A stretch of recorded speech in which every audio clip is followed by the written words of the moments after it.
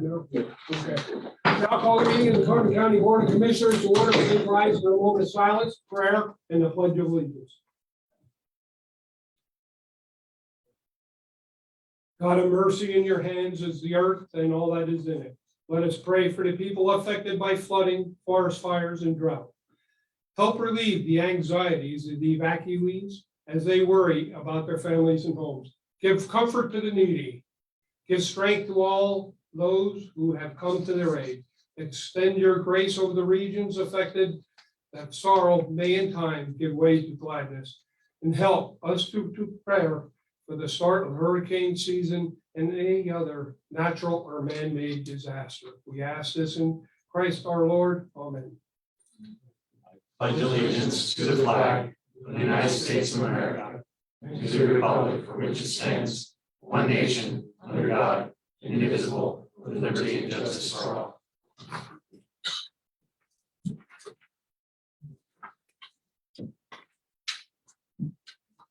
Proceedings are being recorded for the sole purpose of constituting the accuracy of written minutes. Tapes are reused, eliminating recorded records of these proceedings. Approval of the minutes of the previous meeting held June 9th, 2022. Motion approved. Second. Mr. Arner? Yes. Mr. Lukasevich? Yes. Mr. Knudsen?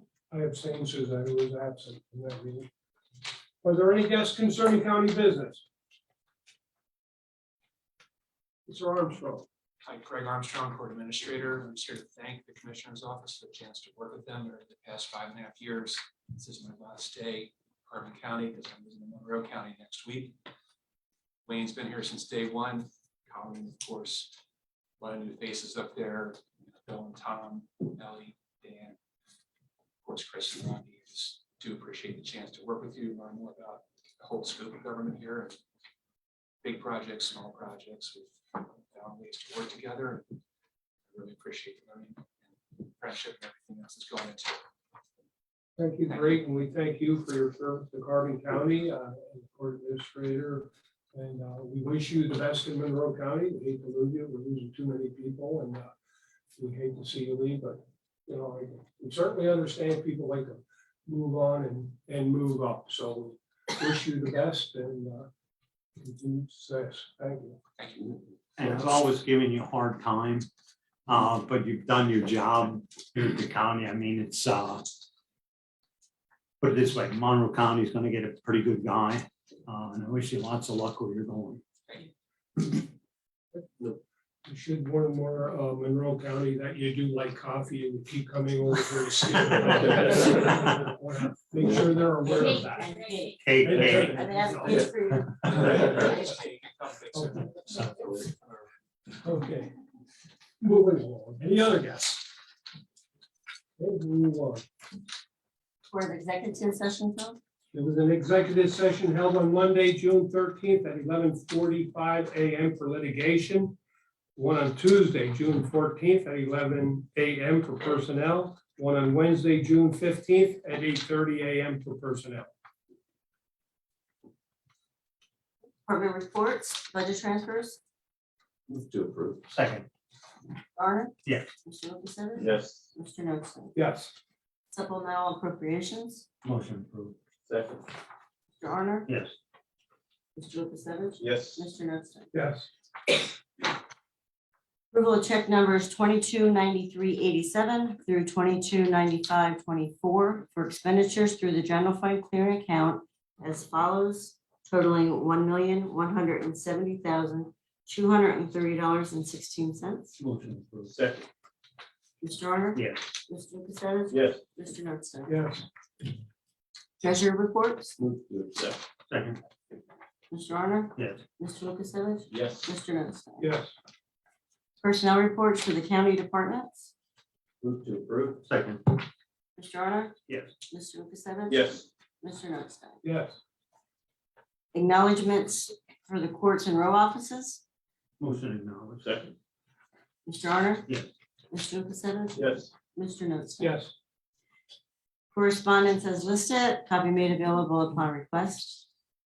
Advertising request for approval, authorize the advertisement for invitation to bid for the following community development block grant project. Mahoning Township, street improvements, Center Road for years 2019, 20, and 21. Reconstruct pave Woodland Drive to Maple Drive. Move to approve. Second. Mr. Honor? Yes. Mr. Lukasevich? Yes. Mr. Notstein? yes, Children and Youth, for approval and execution, Children and Youth Services first quarter for year 2021, 2022, Act 148 invoice report, which would result in the county receiving $1,863.63 in housing grant funds, $1,102.23 in Medicaid funds, $42,004.25 in special grant funds, $14,118.75 in Title IBE funds, $12,679.75 in TANF funds, $10,487.75 in Title 1BB, and $9,771 in Title 20. Motion approved. Execute. Second. Mr. Honor? Yes. Mr. Lukasevich? Yes. Mr. Notstein? yes, Boards and authorities. For approval, a recommendation was received from the Children and Youth Administrator to appoint Mindy Graver of Lehighton, Pennsylvania to fill current vacancy and serve as a member of the Children and Youth Advisory Board. Term expires May 1st, 2024. Motion approved. Mr. Honor? Yes. Mr. Lukasevich? Yes. Mr. Notstein? yes, Planning and Development Home Programs. For approval and execution, Carbon County Home Rehabilitation Program agreements for the following. DD 0012137, general agreement, Mazzella Enterprises, Jim Thorpe, PA, $11,350. EN 7808-137, general agreement, Mazzella Enterprises, $12,450. Homeowner is going to pay the difference of $450 to Mazzella Enterprises. PG 14309-137, general agreement, Mazzella Enterprises, $11,950. DH 2313-137, general agreement, Mazzella Enterprises, $13,500. Homeowner paying the difference of $1,500 to Mazzella Enterprises. AK 14409-137, general agreement, Mazzella Enterprises, $10,250. Move to approve and execute. Second. Mr. Honor? Yes. Mr. Lukasevich? Yes. Mr. Notstein? yes, Solicitors report? Thank you. For the Agency on Aging, seeking a motion for approval and execution of a professional services agreement between Carbon County Area Agency on Aging and Lackawanna County Area Agency on Aging for an Aging and Disabilities Resource Center to partner together to perform person-centered counseling effective July 1, 2022 through June 30th of 2024. CCAAA as the fiduciary agent for the ADRC program office will pay the approved person-centered counseling units with ADRC funding. Move to approve and execute. Second. Mr. Honor? Yes. Mr. Lukasevich? Yes. Mr. Notstein? yes, On the multi-location paving project change order, seeking a motion to approve and execute change order number 1, extending the completion date of the contract with Gaver Industries, doing business as Barker and Barker Paving of Bethlehem, Pennsylvania, due to additional work that was required at Mock Chunk Lake Park, the beach parking lots, water issues, and additional concrete work at the correctional facility. The new contract deadline will be June 23rd of 2022, and this change order is no cost to the county. Move to approve and execute. Second. Mr. Honor? Yes. Mr. Lukasevich? Yes. Mr. Notstein? yes,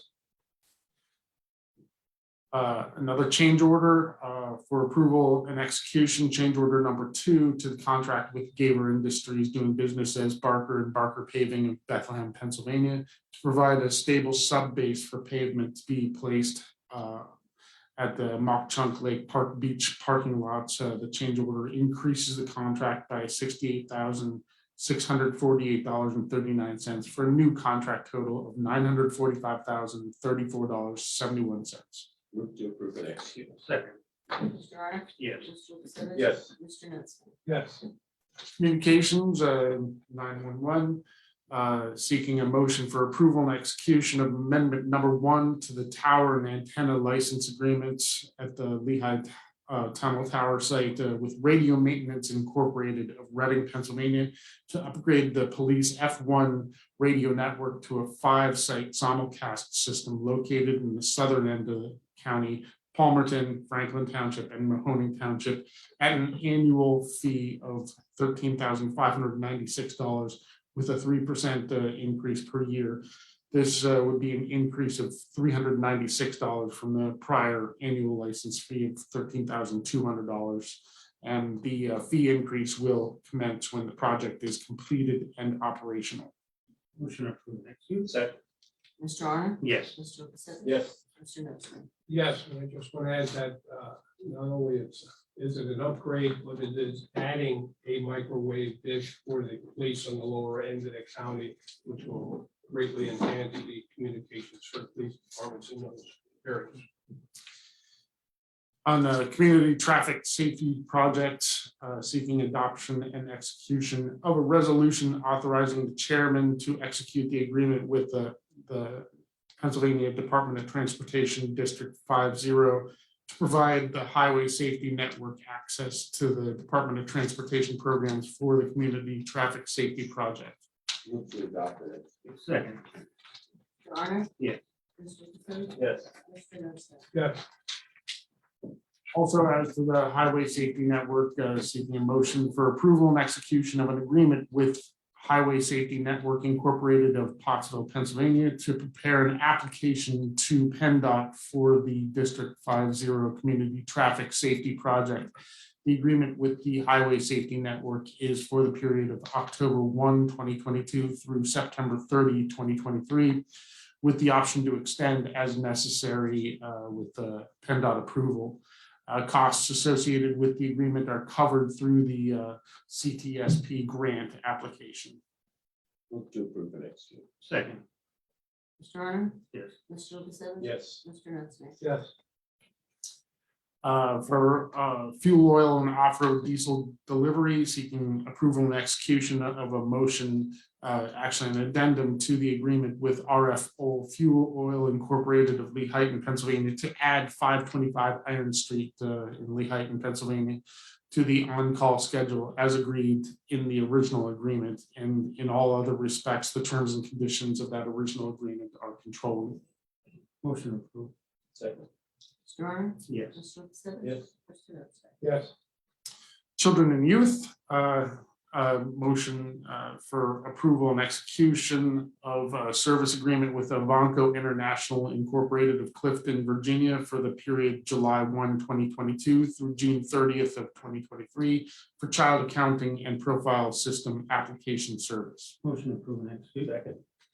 Mr. Honor? Yes. Mr. Lukasevich? Yes. Mr. Knutson? yes, On the elevator modernization project at the courthouse, seeking a motion for approval and execution of change order number 1 to the contract with Billatier Electric Incorporated of Bethlehem, Pennsylvania for electrical changes per the licenses and inspections department inspection.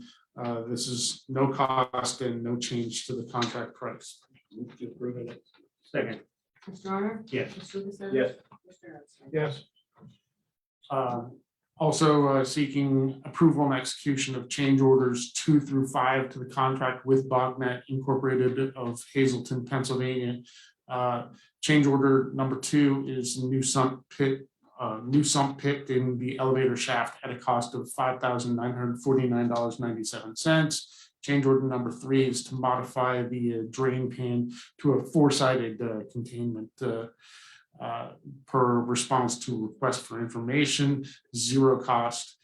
Change order number 4 is to tie the sump pit into the storm drain at a cost of $921.90. And change order number 5 is a credit for the eliminated fence at a savings of $9,750, which decreases the contract by $2,878.13 for a new contract total of $65,890.87. Move to approve and execute. Second. Mr. Honor? Yes. Mr. Lukasevich? Yes. Mr. Knutson? yes, Further business? I just have a few things. We got the washer and dryer for the dog shelter, or for the animal shelter. And within 2 weeks, I know everybody was, there's a gentleman here last week asking about the air infiltration system. There'll be somebody there within 2 weeks to give us his comments on, it's an engineering firm that can give us some kind of an idea of what we need there.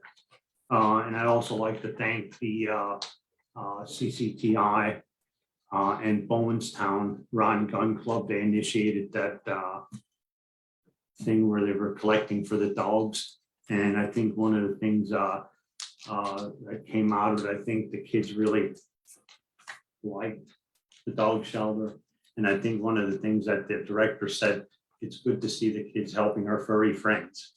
So that's one of the things. And on that oil burner that we approved, that's probably only going to be a temporary thing, because once the building is renovated, that's going to be gone and the building's going to be gas completely. And that's about all I got.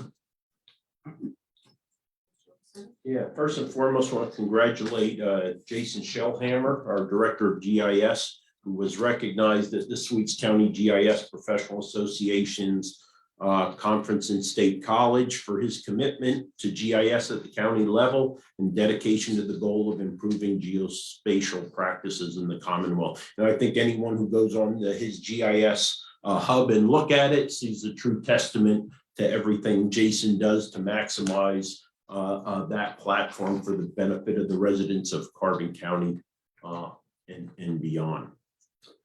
Animal shelter, washer and dryer. I saw a note was made, a post was made that it was more than 90 days that the Board of Commissioners did not respond to a need for a new washer. Reviewed all the minutes of the 3 Carbon County Animal Shelter Commission meetings. Saw no request for an immediate need for a washer or dryer. Had a couple conversations with the director of the shelter during that time. We never heard, again, I never heard an immediate request for a washer. So a little bit of disinformation out there. And sometimes when their disinformation is out there, it creates a hasty decision. The advisory commission, when they were first notified after a tour of a need for a commercial washer and dryer because the existing one could not handle heavy blankets. They weren't rinsing them out. The washer wasn't draining properly. The machine is made for residential use, not shelter use.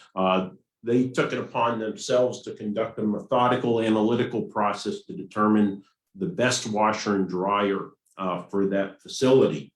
That assessment was shortchanged, and we went out in the last week and bought for all intent and purpose, a Speed Queen non-commercial 3.2 cubic foot washer, right? Does that sound commercial to you? I look at a commercial washer that was assessed and is being used in Lehigh County for notable more expense, because again, you get what you paid for, 9.6 cubic feet. Anyone ever wash a blanket, a Duma, a bedspread in their home washer or dryer, right? We know it's not effective. We know it's not efficient. So what we've done, we've invested about $3,000 or $4,000 compared to potentially $15,000 to $20,000. But again, a short-term solution, penny wise, pound foolish. I voted against the use of a non-commercial washer and dryer because it clearly does not meet the needs what was purchased for that animal shelter. If we're going to do it, let's do it right. Interesting, over these last 3 months, I've been informed there were multiple requests from the public, or actually offers, to donate a washer and dryer. For some reason, none of those offers were accepted. Yet every single day, it seems like the county is accepting donations. So if we were in the need for a dryer or washer, why wasn't that donation accepted? I don't know. But nonetheless, the fact is, we're gonna, no doubt, in short time, we'll be replacing or recognizing that another less than stellar decision was made, and the county taxpayer at the end of the day will pay for that. That's all I have. First, the issue with the washer and dryer. Let me correct some things here. I don't think I ever received any information of the donation of, or the offer of a donation of a washer and dryer. Secondly, the washer and dryer, what we have is $15,000 some odd dollars.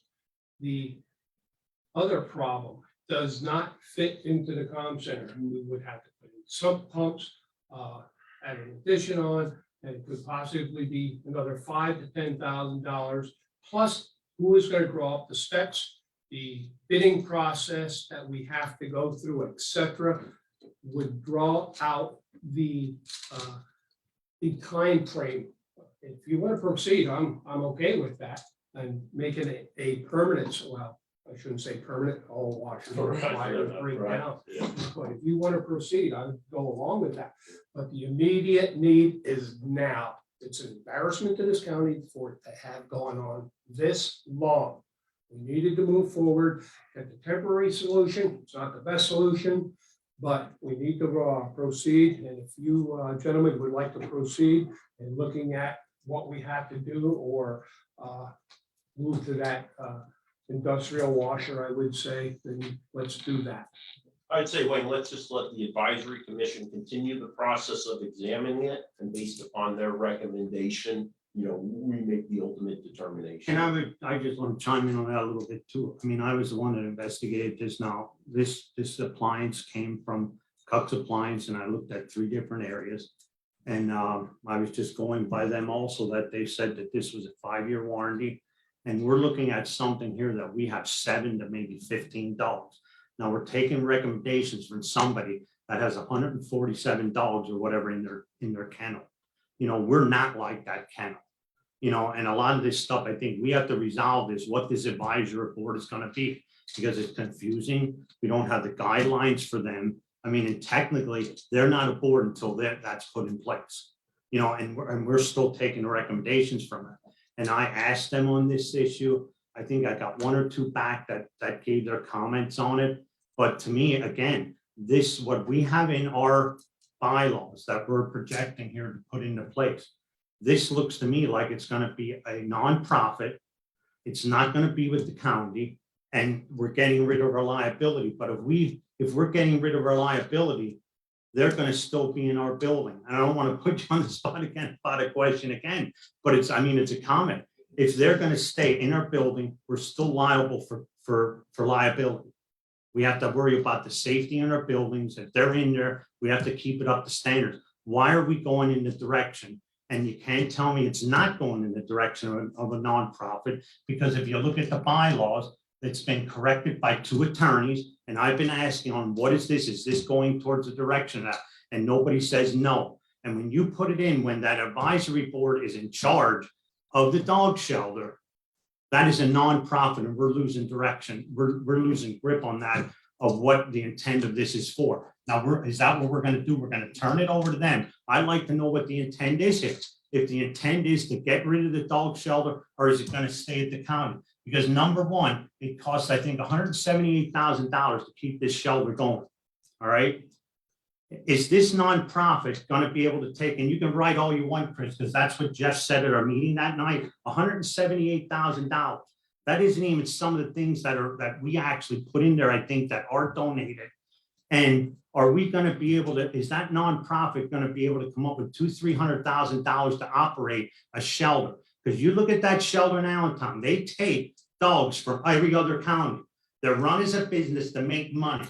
And that's all they're doing, because I think they take, if you look at their chart, I didn't bring their chart in, they bring dogs, I don't know if it was out of, I think there's 1,100 in a year, and it was 300, I think they brought from other counties.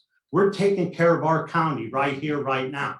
The police departments, every borough donates to it. It's a service to them. Now, what are we going to do? Turn it over, and now they're going to have to go and get a contract with every municipality in the county to call up and say, hey, we need your dog. I think this is turning into a fiasco. And I said, I'd like to know, that is my question. Is this the direction that's going into turning it completely over to a nonprofit, or what is it? Because again, I went over that. I think, like I said, 2 attorneys corrected a lot of stuff that's in there. I asked questions about it. You know, it's like here, they're in charge of doing this. They're in charge of every day-to-day operations over top of the director. That means to me, we're not in charge anymore. They are. And are they up to the responsibility, then 5 board members, to take this over, to run it on their own? That's what I'm asking. And I've been asking that for a month. And then this washer and dryer thing is a fiasco.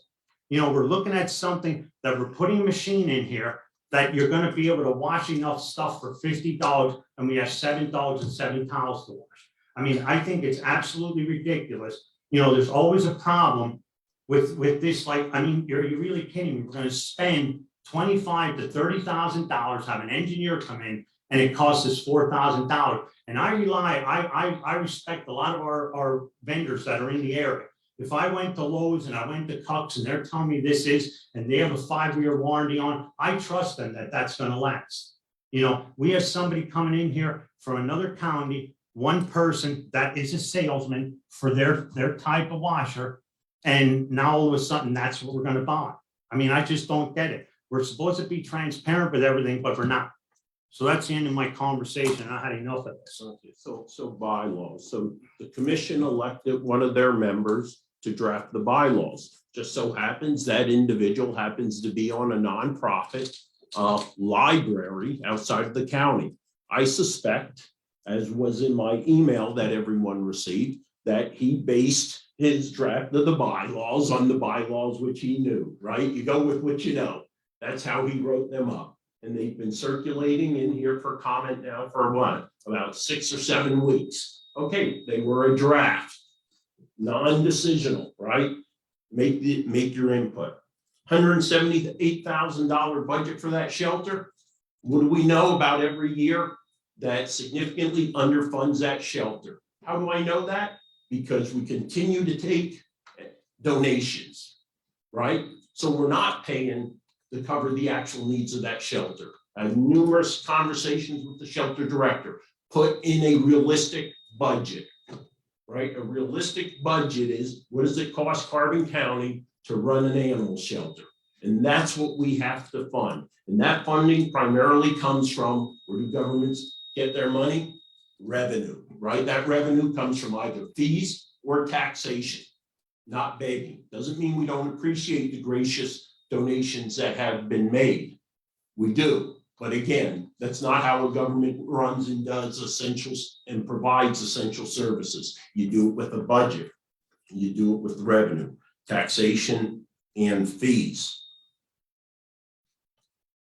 I would lastly say again, let that commission do their work. Let's get their bylaws drafted and let them provide advice and counsel that they're charged to do. And I'm all for that, because it's like, I don't know how to walk a dog. I don't know how to take care of a dog. I mean, my stepson comes to the house with his dog and he runs around there and that's about it. I don't know what they need at a shelter like this. And I think that was the intent of the advisory board. And I go back to it, like I said, is this the intent to get rid of it from the county? Or is it a committee that's gonna help us do what we need to do? I mean, that was my only question. And I think these bylaws gotta be done. And I said, all of this stuff that's going back and forth from emails or whatever it is, or on Facebook. And Facebook does not run the shelter. What runs the shelter is somebody that's dedicated to do that. And that's what I think we need. These 5 members are great. They each have a different mindset. And I think it's a real great committee. But they're not, I think they're in limbo because they don't know what direction we're going in. You know, one says, well, I don't want this, I don't want that. But again, it comes back to it. Those bylaws have to be corrected. And if we made a mistake on writing the resolution up or whatever it was, but my intent was never to get rid of the shelter. And that's where I think it's going. So I don't know what it is. And if it's over the liability thing, if you want to go to a nonprofit, I would say they're going to have to go off the premises completely, because we're still going to be liable for something. And I'm not for that. I said, it's too much of a service that's here. And like I said, some of these comments that were made about advertising that's in books or magazines, you know, we get donations all over the country, or we get from Florida, we could get from any other state. And if somebody wants to put an ad in a paper and say, okay, donate to the Carbon County Animal Shelter, We can't do nothing about that. I mean, they can do whatever they want. We do not solicit anything like the accusations were made. And it's like, this gotta stop. I mean, we do not solicit, and I explained that at the last meeting. We do not solicit. I don't know how many times I gotta say that. We don't advertise. I thank everybody for what they're doing. You know, like this thing I just reported on with the tech school and with the Palmer and Ryan Gun Club. People do this all the time. I mean, and if the people want to come out and say, okay, let's get rid of this shelter, if you want to put a resolution on for it, go right ahead. But I don't think it's going to work. And I'm just going to keep working towards it to make this the best shelter that we can. I don't have to be like Lehigh Valley. I got to make it safe and make it good for our county. You know, we do have individual people here that we have our own personality as this county. I don't need to mimic a shelter that has 147 dogs in it. We've been operating, maybe sometimes we get up to 26. That's what we need. And that's all I'm saying. This guidelines have to be done short. I invite the residents to, one, attend the meetings, right? The first Tuesday of every month, 6 p.m. Now, they will not do a 4th of July, 5th of July meeting, but the first Tuesday every month, 6 o'clock down in 44 Susquehanna. That's the advisory commission. Keep in mind, we have one point of failure at that shelter right now. I support a public-private partnership. Never wavered from that. All right. One last comment on the shelter. We're looking for volunteers. Yes. And employees. Okay. That's in the subject. Move on. Okay. The only other comment I have under my comments, other than the animal shelter, there's GIS. Really congratulate Jason on his accomplishments, and unless you're really involved in maybe the emergency services, military, and mapping, and real estate, etc., and all the things that you can do with GIS. I know some of the municipalities, they go out and they GIS all their, Lehigh, Weatherly in particular, have their own telephone pole. They go out, Jason does this on the side, puts it on GIS, tells you what kind of wires are on there, what transformers or anything. They get an incident, they pull it up in a computer, they know exactly what pole it is, where it is. Same with water systems, search and rescue, mapping for the comm center is extremely important when we have, excuse me, when we have an incident. Not too bad when we have the proper 911 addressing, but when we have someone lost in the woods, the GIS and our mapping system has been saving us a lot of time on search and rescues when they can track those telephones. So it's only a 2-person office. They're extremely busy. Yeah, budget wise, you know, I would like to see another, at least one full-time in there, but you know, because they do and can do so much for our local communities. So, meeting adjourned. Quick opportunity to news media before we go into our retirement board. Anything? You gonna stick around? Okay. Okay. First of all, can I have a copy of the correspondence from Jacqueline Victor? And then with regards to the area agency and aging, the person-centered counseling, what are you guys doing there with person-centered counseling? I have to direct that down to. Yeah, go down to Sue Existing with program. that fiscal programs, yeah. I think that's it. Thank you. That's it? Nothing? Just talk about the importance of that 911 new tower or something going in the southern part of the county. Like, what is that for? Yeah, it's we already use it for other, I do believe, yeah, we do have some equipment on that, but our police frequency 1 is not, we have bad reception areas in some areas of Palmerton in particular, East Penn, Mahoning, Franklin Township, Commencing Township areas, Lower Commencing, with the, although Lower Commencing doesn't have a police department, but the communication, putting another microwave dish on there with simulcast that goes out through all 5 microwave dishes, greatly enhances the radio communications for the police when they're out in an incident. And just because Commencing, Lower Commencing don't have police or East Penn, you know, a lot of times high-speed chases will take you into areas where it's very critical for police officers when you're out there alone, that they can be able to talk to them, they can give their location if they need help, etc. So it's extremely important to the police departments in this case. So you're just kind of upgrading the system. Well, just an upgrade and installing another microwave dish. Okay, and that's all covered under Act 12. And that's which I mentioned real quick, Act 12. The County Commissioners Association has a priority, Act 12, and all the funding we get, and I don't know what the number is off, a couple $100,000 is the fee on the wire lines, internet lines, cell lines, etc. That sunsets on January 31st of 2024. So the commissioner, that's a priority to have that extended, the deadline, as well as some slight fee increases to further, provide equipment upgrades. The biggest thing coming right now is Next Gen 911. You'll be able to watch the videos right from the screen at the comm centers, etc.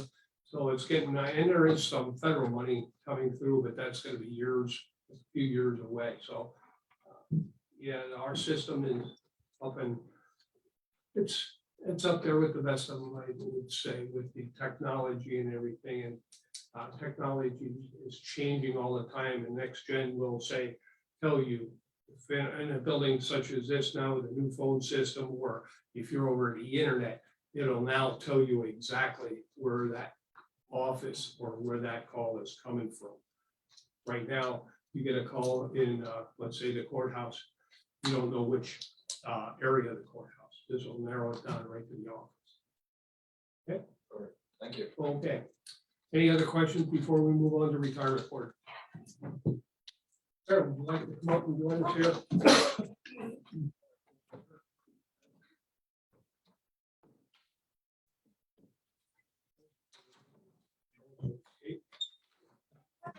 Try and drive the, is there a thing that we can put it up on the screen? They're gonna pull it up and you just say next.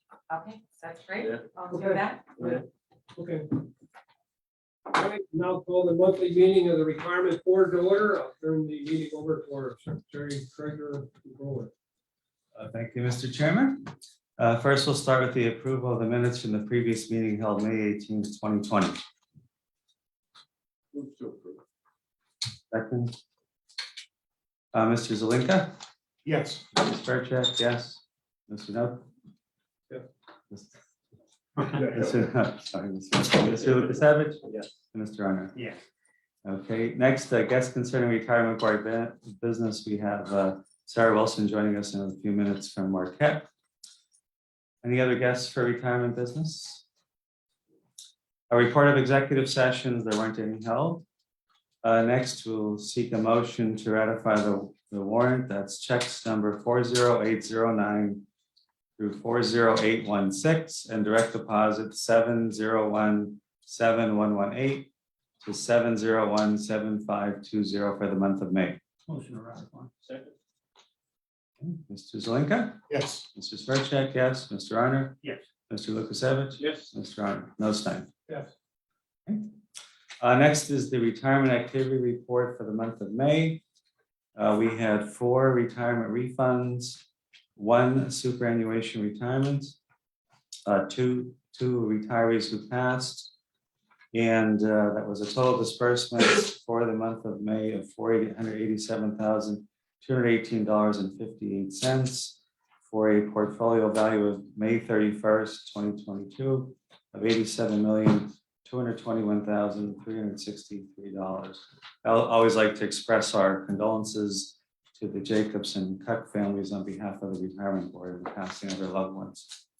Additionally, the retirement fund balance as of last Friday, June 10th, dropped a little further to $84,224,429. Any questions on that? Next would be correspondence. I did not have any correspondence. Solicitors report. Report. Okay. Next will be Mrs. Wilson from Marquette Associates to provide a market update for us. Very timely. All right, good morning, everybody. I thought what we would do today is going to look a little bit at the performance, where you are year to date through May. We're going to talk about some of the headlines that have happened in the market. We're going to look at the bad, the ugly, and then we're going to also look at, how we see where this market's going and, what happens in the rebound, because eventually this will come back. So if we go to the next page, page 2, we look at the portfolio summary. And I think what's really important here is that you have become a very well diversified plan. So through May, you're actually positive 0.9% versus the market of 0.3. Quarter to date, which is March till May, the market's down 5.8, you were down 5%, and year to date, you're down 8.9 versus 9.3. So when you look at that, this portfolio is doing exactly what we wanted it to do, and that is protect you in the down market. Look, the market's going down. You're not going to be positive when there's a down market, that big of a swing, but you are protecting those assets. So it's going to be a lot easier for you when you get into positive territory to make those returns back up. If we look at page 3, I just want to point out briefly some of your managers and how they are doing. And you can see that your US equity composite, because we actually did a value tilt. We'll talk a little bit about that later in the presentation, but you're positive for 40 basis points versus the market being a negative 10 basis points. And GWK, your mid cap core equity, has done very well this quarter. We look at your global equity composite, and global equities at 1.4 versus 1.0 for the month of May. In year date, negative 6.4 versus negative 7.9. And I just want to take you, look at Dodge and Cox. We put them in May of 2020. That was one of the OCIO when we did the transitions. They're under your global equity composite. And they're up 5.2 for the month, 1.9. Year to date, they are positive when the market is negative 4.1. And since May of 2020, they have returned annualized 27%. AB Global, when we looked at them, we knew they were struggling a little bit. They have come back. Artisan has really come back. And then MFS, low volatility, was negative, positive, just had a flat return for the month, but the market was down 1.1. So all of that diversification, we put those managers in there. And sometimes, when the market's going up, you look and they're a little bit lagging. But we want that portion of that portfolio, it will do well over time, is actually protect you in this down market. And that has also happened with the non-US equity composite. And you can see Schroders International has done very well. And then we put you into Wellington, emerging markets, and Harding Lover at the beginning of this quarter, January 2022. Interestingly enough, when we looked at that performance last time I was out here, we talked a little, or the first quarter, they were having a little bit of an issue, meaning that it was just where the market was when you got into them. They are doing what we wanted them to do. They're providing solid returns in a down market. Let's turn the page to page 4. So we look at real estate year to date, as it takes some time to get real estate. Real estate is at 7%. You decide to put real estate in October 18th. It's annualized 10% over the course of the time that we have put it in there. Real estate provides a nice income for you. You're taking money out every month to pay your benefit payments. And that, when we funded real estate, we took half from equity, half from fixed income. As of April, fixed income was down double-digit returns, with the market down double-digit returns. First time, it's only happened 2 other times since the history of the market. So when we look at that, you made some nice diversification choices. And then we look at infrastructure. For the month, it did 2.8. Since January, it's at 4.9. So those 2 decisions that you have made when the market goes down, these are providing you some solid returns. And it also took out a lot of volatility and risk within the portfolio when we made those decisions. US fixed income, I mean, there's really nowhere to go with US fixed income. We know that is, that's a tough spot. 5-8 years ago, your fixed income was your 40% of your portfolio. That was supposed to protect you. That was supposed to pay you interest so you can pay the benefits. We look at your US fixed income, you're now 20% of the portfolio. So you have dropped about 20% in the last couple of years. And then we've also talked, and I would like to talk to you a little bit about making some different asset allocation changes going forward down the road. Do you have an estimate of where we would be at if we would not have gone to the OCI?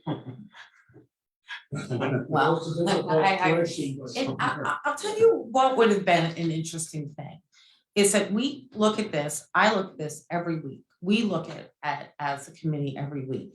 If, as this market's going down, this morning futures, yesterday it went up, the futures, the last time I looked, we were down over 700 points today. You are then you're going to be out of asset allocation. So we have the ability to be able to move you back, how much to move back. So when the market does come back, let's say you keep falling, and we said to you, you're out of asset allocation, we would have to come here, you would have to make a vote, your monthly retirement, say, okay, we want to go back up. These are the trades we want to do. You'll have missed that whole market, or you'll keep going. So what happens is you end up rebalancing yourself, which you don't want to do. And we would have lost money. You We would have been voting on money that we already lost. You had already lost. Yeah, And there's no- And also, when you did the OCIO, we also have the ability, if for any reason, especially in these markets, and you've got great managers, we've talked about how much research goes in before we put a manager in the portfolio. But if we see something that we don't like, or that fund is not working the way it should, we can pull them out.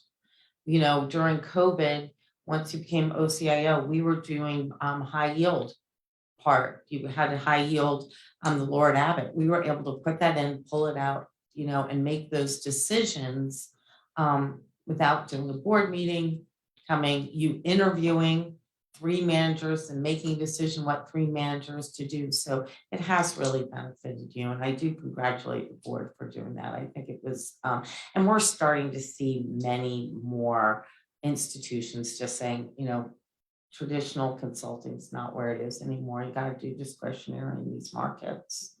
And I think Sarah brings up a good point. When we made that move, it was a big move for us to make. Of course, it was more costly and so forth. But I think one of the biggest advantages, besides giving them the discretionary authority to take action on our behalf, is the speed and timeliness of doing it versus waiting 30 to 60 days till they'd be able to come back to the board. It'll be too late. We would have missed opportunities.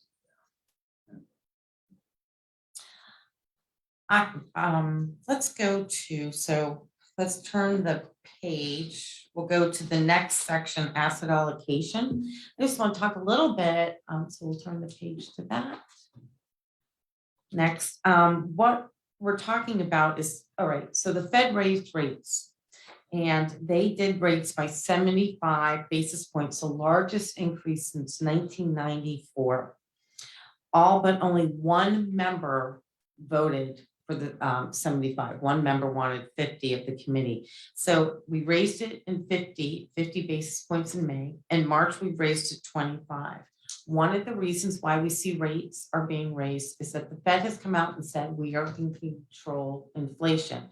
We know last Friday, inflation came out year over year, 8.6. So that was one of the highest inflation rates we have seen in a very long time. So when you have rates rising, hopefully that's going to lower inflation. That has not happened right now. So when we look at the new summary of economic predictions, we're going to see, unfortunately, GDP is going to go lower. We're going to see higher inflation, and we're probably looking at higher unemployment numbers coming out in the next couple quarters. The Fed is expected to raise rates to 3% this year, with the median expectation now at 3.375. So what does that mean? Well, what happens is that's also going to be affecting, we know, the real estate market. Now, let's be clear, your real estate investment is institutional. It's not investing in retail homes. But if you were buying a $300,000 home with this current Fed rate increase, you're going to be paying about $560 more a month. And in the course of a 30-year mortgage, it will cost you an additional $204,000. That is going to change the dynamic of buying. So we've had a lot of high prices. So you expect as mortgages go up.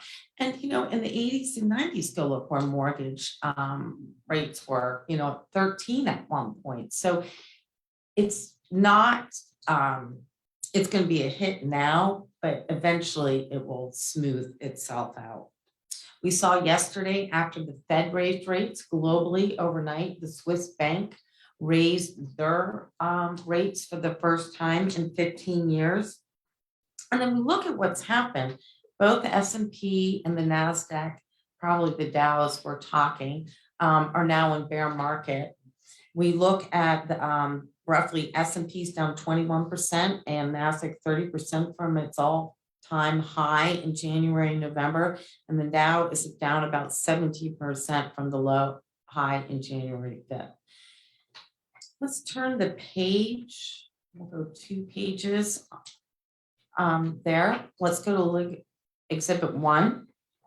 I'm just going to touch briefly on some of these slides. We'll talk a little bit about them, just so it's more of an education. It doesn't mean to say, okay, everything's drastic out there, but I think the better informed you are, knowing where the markets are going. It's nice when you come in every quarter, you're up, you've hit, hot all-time highs. That's not going to be for a while. So the understanding that I want to do is that you have an understanding of why this market's moving the way it is. So we look at the forecast of CPI year over year. Look at that black line up there. That they went down slightly. So remember in April, it came down a little bit slightly, then it's bounced back up 8.6. With CPI hitting a 40-year high in March, hit another high. So we expect CPI year over year forecast to eventually going down. That is going to take the Fed raising rates again and again and again. So we're going to see that. We look at Exhibit 2. So the Russian-Ukraine, I don't think anybody expected it to last this long. There's seems to be no end in sight. So it's continuing. So what happens there is we have a huge additional added inflationary price pressures. We look at rising food and energy prices. I mean, everybody's feeling it when they go check out at the grocery store, and then when you're buying gas. So all of that is putting, hampering on the market. And we've seen that in Russia is not, because of the oil issue, we're not going to see them. They are not going to let go of any of that. So that's really playing on there. You can see services and goods, and then you see core inflation going up. Let's turn to Exhibit 3, which is page 10. Oil and gasoline prices spiked after the Russian invasion. Anticipation of sanctions against a producer of world. Russia is the world's 3rd largest oil producer behind the US and Saudi Arabia, and the 2nd largest exporter. So we look at where crude has gone, and you can just see it dipped. So during COVID, even with the market, when the market dipped, we actually were seeing gas go down. We had people who weren't driving as much. We had stimulus packages. So, the economy felt very good 2 years ago. Then we slowly see that blue line, and then we look at where that light blue line has gone since the Ukraine-Russian. And then Exhibit 4, which is the next slide. Russia and Ukraine together account for 28% of the global wheat exports and 15% of the global corn exports. So expect to see that pricing going up as well. And then we turn to the next slide. Fed funds rate approached March 3rd at, 3% by 2023. This market's ever changing. I could be changing these graphs every day from there. So when we looked at this and we did this report, we looked at that. We're now saying it's going to be about 3.375. It could possibly go back up some more. And then we look at the future market on the next slide. Is pricing in the steepest pace of increases in the Fed fund rate since the 1990s. Look at that number of meetings between 2004 and 2006 is green. And we look at where currently we are. So we're just going ahead. So you're going to see these increases continuously. And then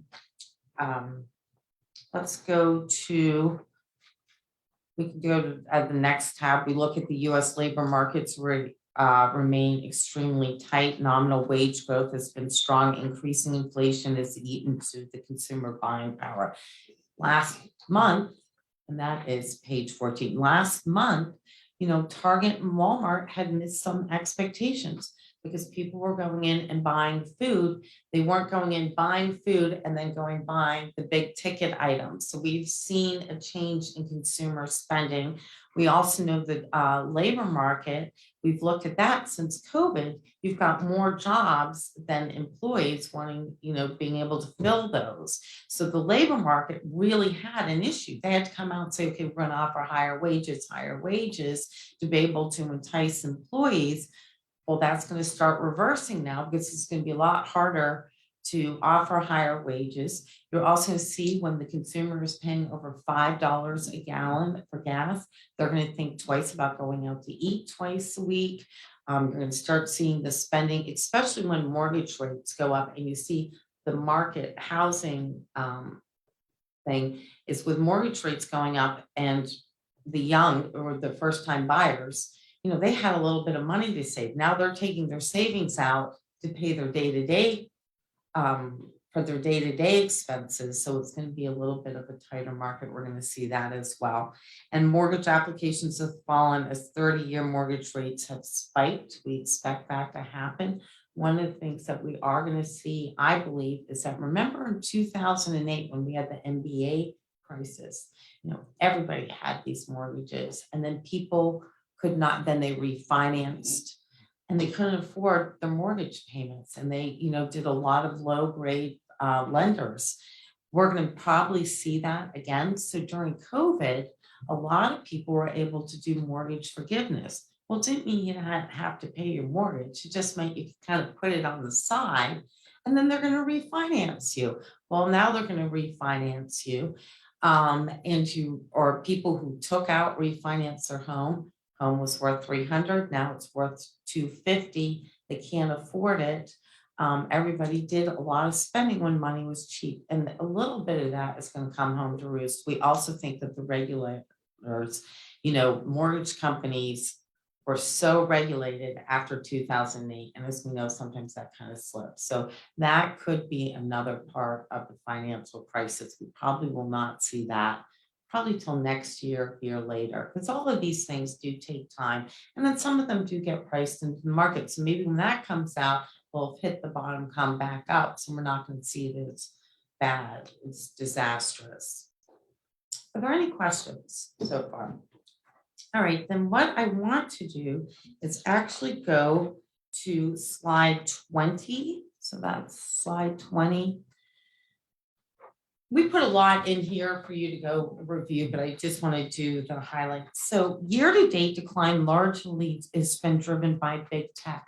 This goes back yet again to being diversified.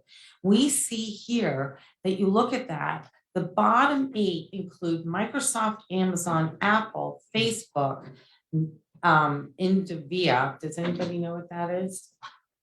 One of the top 5 stocks is actually, they produce and derive products for selling of cannabis. So that is the medical marijuana, all those places. So they are actually now in the market. What a change that is from years ago, Google, Netflix, and Telsa. So these are the ones that have been driving the decline. You can see the S&P 500 is there. That's in the black line. The bottom 8 detractors. So if you pick those 8 stocks, at one point you'd be feeling great. At one point, right now, you probably wouldn't like owning only those 8 stocks. And then look, this is what we've talked about. The other 492 stock returns are the green. So what you really have is that after COVID, after that March, when they went back up, those 5 stocks, and they were a little bit different back then, were driving there. We look at the next page exhibit, value outperforms growth year to date. We know that we have taken a slight value basis. You can see where value is in large versus core and growth. So you can see those returns, values down 8.9 in the large stock indices. Growth is down 26.4. So really that value tilt can be a little bit frustrating when you see the market going up and up. And sometimes, you've done 8%, the market might have done 8.5. But in the down market, those value stocks also help you as well because they're paying dividends. And that's extra cash to help with those payments. Let's turn to page on 23. And that's exhibit 16. Dividend players outperform the broad market. So when we look at that, and that is the value stocks that you see have actually done much better within the S&P 500. So you do have some nice exposure to that. And then I'm going to wrap up with, let's go to page 28. So while the news is a little bit gray out there, when we go to page 28, I think this is very important. We look at the bear markets and the subsequent recovery. As I said, we know it's going to recover. We don't know exactly when it's going to recover, but you look at, let's go to COVID. So 2020, we had that first set of the COVID coming in, the shutdowns. It troughed it on 3/24. 1 month, it was down 27.7. And that is, I think you had just started OCIO. We were just transitioning you over there. 1 year, post year from that, did 58%. 2 years did 84.7. I want to take you to 2007 through 2008 below. That lasted 17 months. The drawdown being the worst was 56.8. Post 1 year was 68.6. 2 years, 95.1. What that says is it always pays to be invested. You're not going to be able to market time this market. And it's very important when we look at that. The 2 highest drawdowns were in 2000 to 2002. That was when the tech companies went for 30 months. And then 1980 and 1973. So the average is 14.9 is the duration. It's going to go down. The drawdown 35, the average post 1 year of that down when it's finally making itself is 40, and the 2 years about 58.4%. If you go to the next page, you can look at bear markets. We look at the EFA, and I think that's important because you do have a lot of international. We look at what happened in 2008. Now their average duration is about 16%, a larger drawdown, but their 2 year post is 66.3. Remember, emerging managers usually do much better in an up market, and you do have some nice exposure to that. And then I want to take you to page 30. So the next page, we just look at this. How about 1994 to 1998? The emerging markets duration was down 47 with a drawdown of 59%, 1 year post 73, and then 2 year post. And you see the average duration 16 months. And as I said, the 2 year post, the bear markets at 92.8. So emerging managers do tend to come back. They go down a little bit further, but they do tend to come back. And that's because institutional managers will see a lot of opportunity there. And market volatility on the next page moves in both directions. So you can see this. Look at the Black Monday 1987 crash. It was down 20%. We look at 2008, December was down to 8.9. And you can see the course. So 3/12/2020 was down 9.5, 3/16/2020 was down 12.9. Those are 1 day of trading. But then when you go back and you look at the upswing at the other end of the graph, you can see that 3/13 1 day of trading did 9.3, 3/24 did 9.4. So what it's meaning is that you'll get these downs, and when it continues to start going up, you're going to start seeing it go up. But it's really a day or two of those tradings. You're slowly going to keep going down, and then eventually it's going to find its bottom. When we know that, and that's going to go to the next page, which I want to end on.